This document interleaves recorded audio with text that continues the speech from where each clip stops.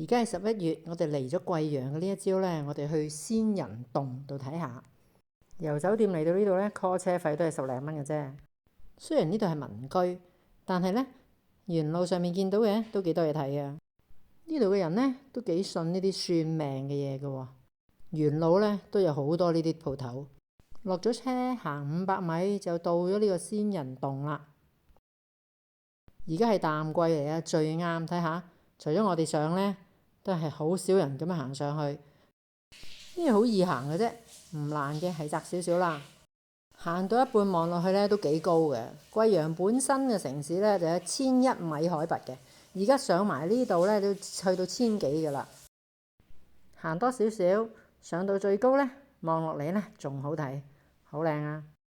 回程呢，都係走同一條窄路，走返轉頭，要避開先行到啊！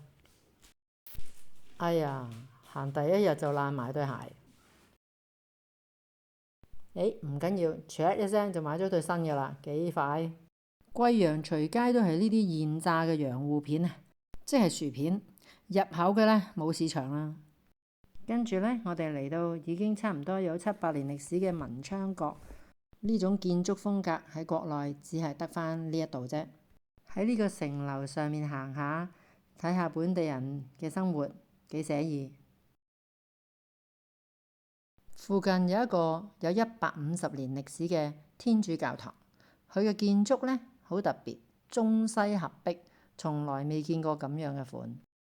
夜晚我哋嚟到民生路食街，嚟到呢度滷水豬腳係必食嘅。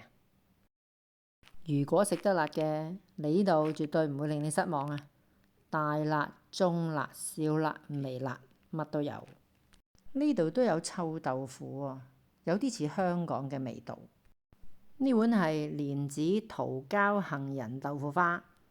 喺貴陽嘅第二日呢，我哋去咗呢個青岩古鎮。青岩古鎮係貴州4大古鎮之一，已經有600幾年歷史㗎啦。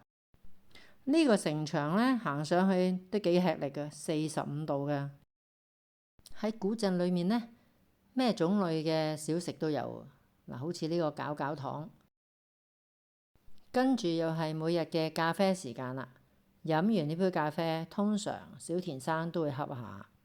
跟住夜晚呢，我哋 encore 咗一碗呢桂花紅豆抹茶杏仁豆腐花，超好食啊！早唞啦，聽日繼續。